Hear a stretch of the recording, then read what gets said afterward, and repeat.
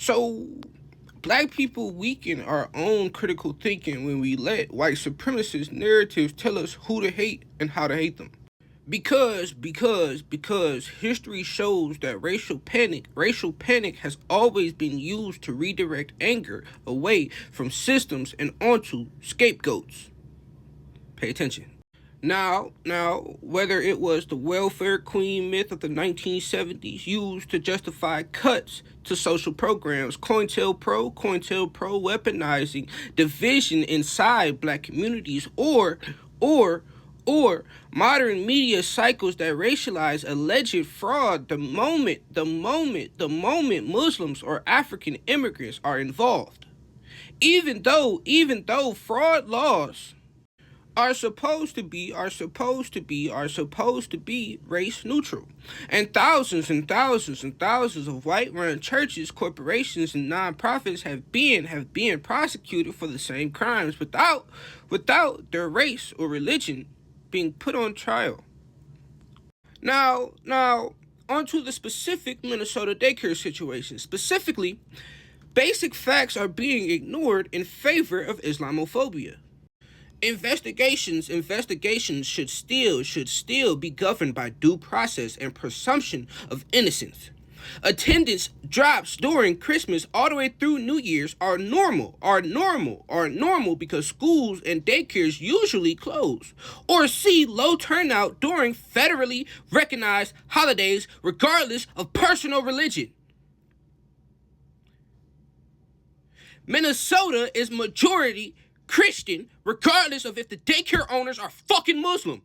And many families intentionally stack up PTO during this fucking period to have time off to spend with their fucking families. Or other women or extended family members often provide fucking childcare during holiday fucking stretches. Like, hello? Hello?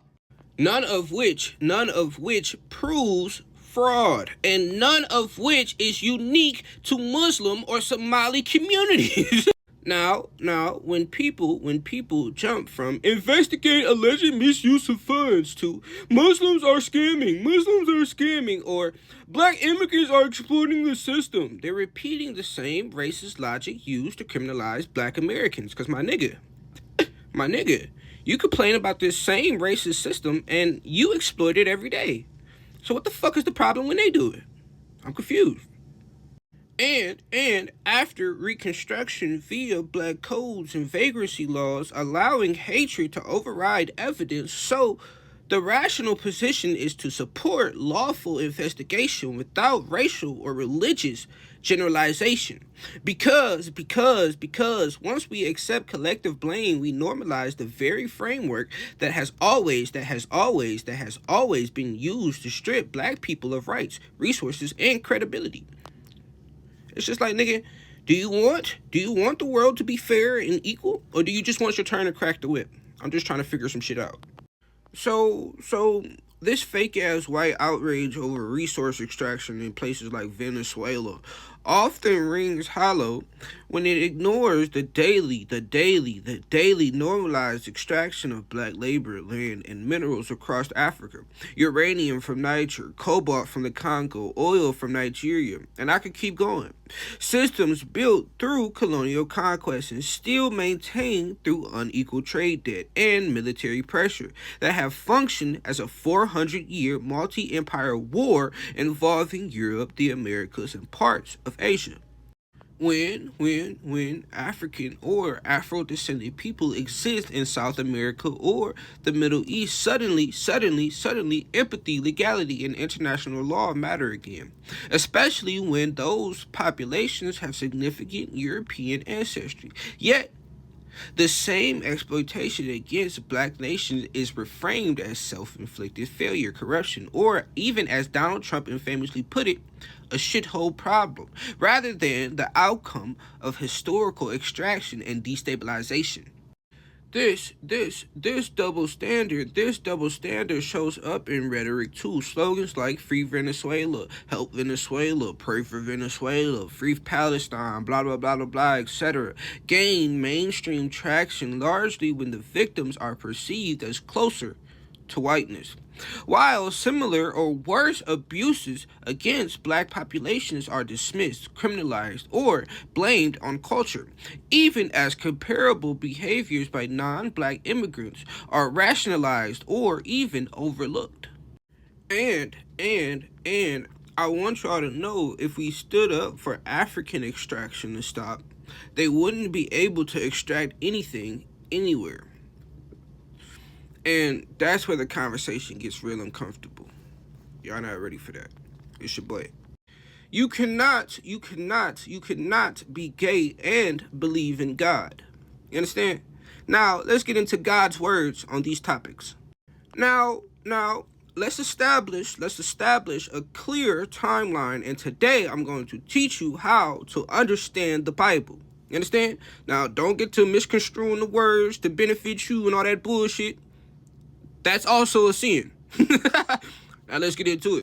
Now, from the biblical timeline, traditional Christianity teaches that homosexual behavior is wrong for both males and females. You understand? Because I know you lust demons love to trick a hoe into thinking that being gay is cool. Like, that bitch is overly masculine. Now you confused. You thought that wasn't gonna come with it, my nigga? Because it violates God's original creation order established in Genesis 1:27 and Genesis 2:24.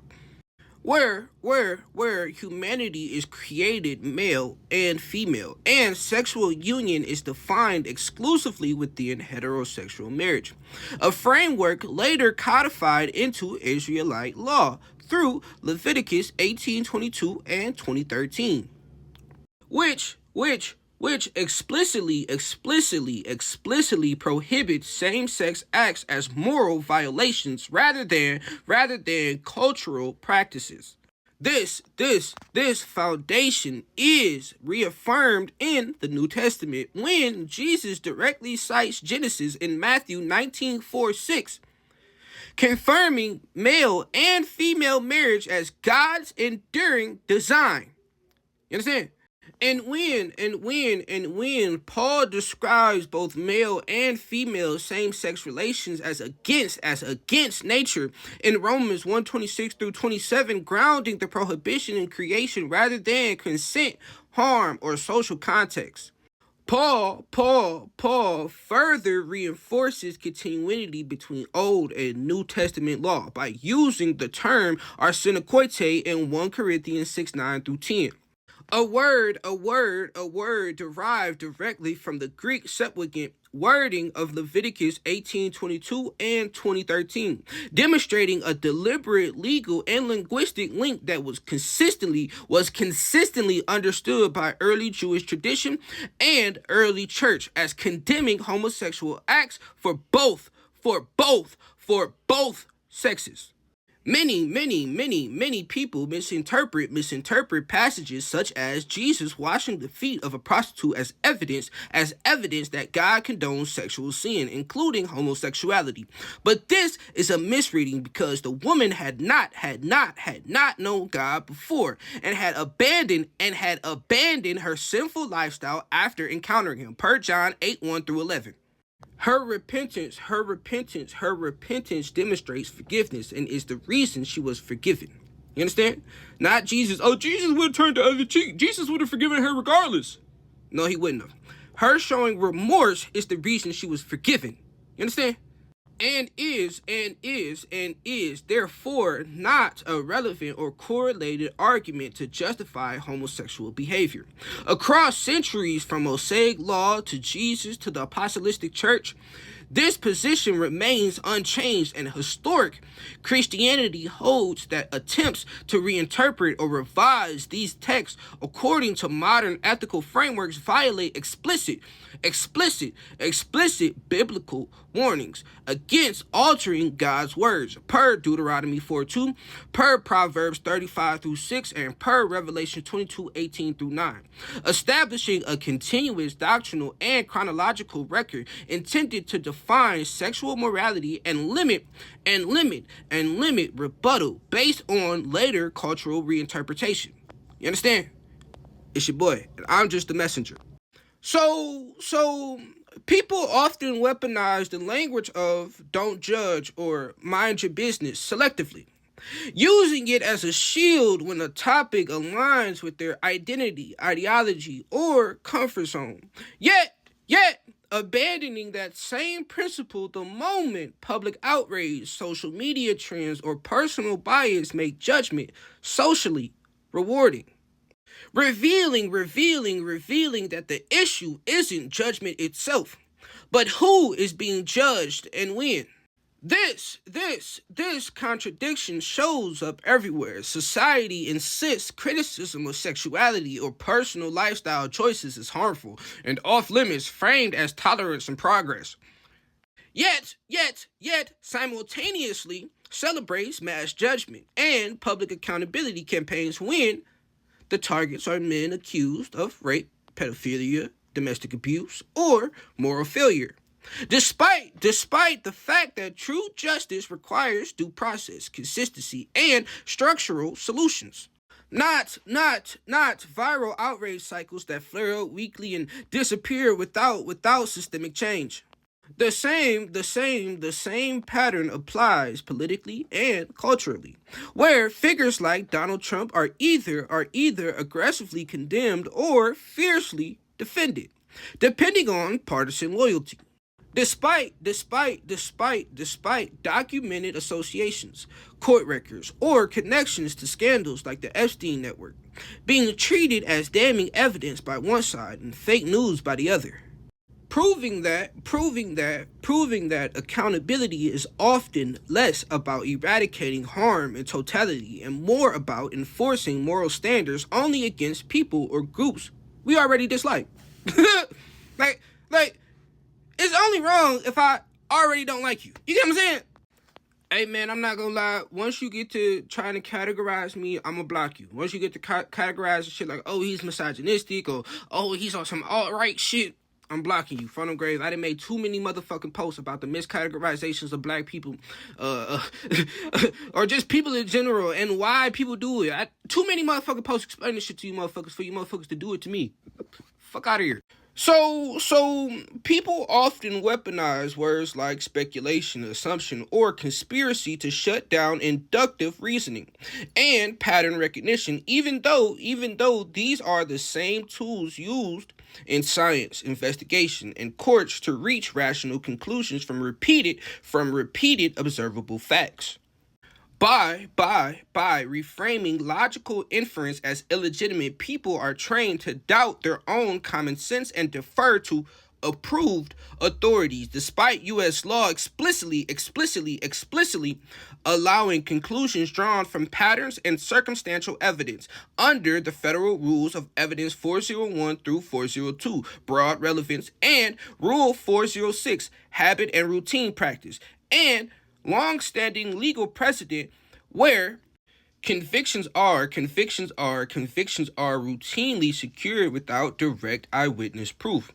This tactic succeeds because most people are never taught the distinction between unsupported speculation and evidence-based inference.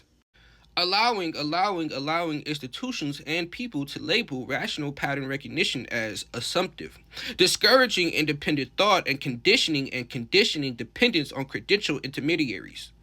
Directly contradicting the scientific method that goes observation, pattern, hypothesis to testing.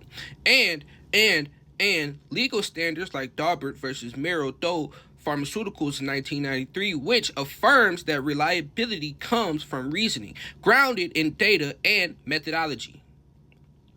Not authority alone. Historically, this suppression of common sense reasoning is well documented in propaganda and social control research, including the Chomsky-Herman propaganda model and Edward Bernays' work on manufacturing consent and psychological research on authority bias and learned helplessness.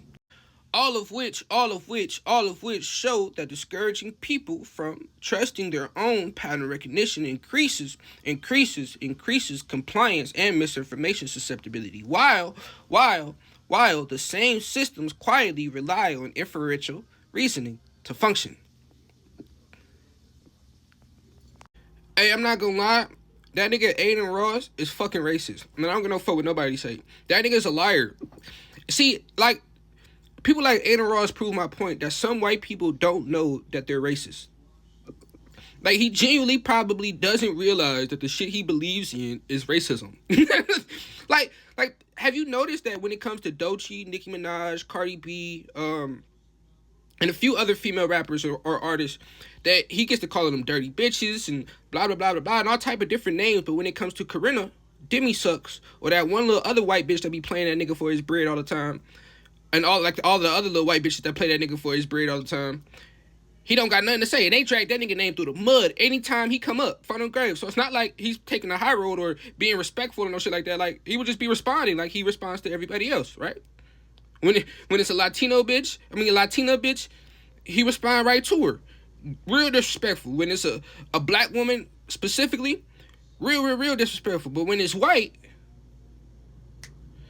that nigga learned some respect. I thought that was weird, I'm not gonna lie. So that whole little Nicki Minaj thing where she's up there with Charlie Kirk's wife saying bullshit, stupid ass shit is proof of what I mean when I say you should never trust a foreigner on anything, especially if it's political. They will align with whoever gives them the biggest tax break or quickest way to send money back home, or whoever pays them. That's it. That's all. And in other countries, they are purposely undereducated on their history and world history because of European whitewashing and colonialism. So they always end up being stupid as fuck and doing dumbass shit and not realizing how they're being used as a tool to oppress black people. Like Nicki, who put her on, by the way. Hey folks, I'm not gonna lie, still to this day, there has not been a day where Lil Durk is better than Chief Keef. I don't get no fuck with nobody talking about. I don't get no fuck. I ain't even trying to hear that shit. Now, G Herbo, we might can have a conversation. But Lil Durk, eat a dick. Fun of grad. And if you think Lil Durk is better than Sosa, your ass just don't know enough Sosa songs. Fun of grad. So this whole fuck the streets, no save the streets, no don't lead the streets, no lead the streets bullshit that's going on right now is exactly what white supremacy wanted. Put them niggas in a barrel, aka red line, housing discrimination, etc., etc. They'll be too goddamn busy fighting each other to save themselves or come together to actually fight us and stop white supremacy. Cause why the fuck do we have millionaires fighting over the slums? Nigga, you worth $10 million. Why the fuck is you fighting over our project area? And I'm not gonna lie, I hate the argument some motherfuckers got like, oh, if it's fuck the streets, you better not rap about guns or drugs or nothing street. Like, bro, what the fuck do me growing up gotta do with me being tough and still on that? And me wanting to exercise my normal human rights? Like, you know, weed is legal in about 40 states now, fun and grade. And if I want to get technical, cocaine is legal in about 5. Like, I could keep going. I think heroin legal about 3. So, shit, I could... If I go to one of them places, I'm still following my civilian rights. Nigga, it's not street. You get what I'm saying? Now, see, the problem with a lot of street niggas is they are fucking stupid. Like the Honeycomb Brazy nigga, he's a retarded nigga. This nigga got his grandparents' house blew up with them in it. R.I.P. because I swear I'm not trying to be disrespectful. I'm just trying to keep it real. And he's always in and out of jail and some more stupid ass shit. And that dumbass nigga still don't think it's time to boss up and change his life. Stupid. Just fucking stupid. But speaking of bossing up and changing your life, now let's talk about that nigga Money Man. This nigga Money Man, I seen this nigga Money Man say he can't or won't leave the streets either. Like, I used to listen to that nigga music genuinely, fun of grade. That's exactly what he used to rap about. Like, if you listen to his music and get the gist of it, that's exactly what that nigga used to rap about. I hate when niggas fall off and switch the message. Shit weird as fuck. Go. Okay, don't forgive or don't forget, bitch, I'ma hold a grudge.